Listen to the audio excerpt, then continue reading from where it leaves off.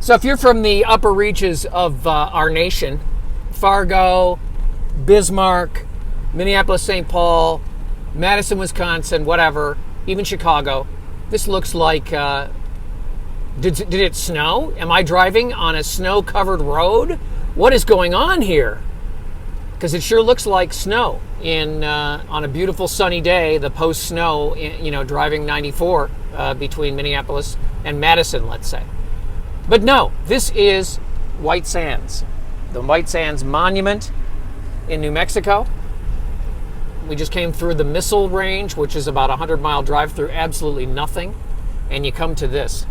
And I have to wonder, because this is so interesting, was this like an island oasis in the middle of an ocean? Because it sure feels like that. It also feels, oddly enough, like snow, except the best part is, I'll show you the best part. You ready?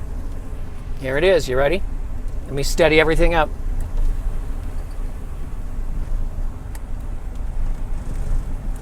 I got the AC on, and it's about 90 degrees out there.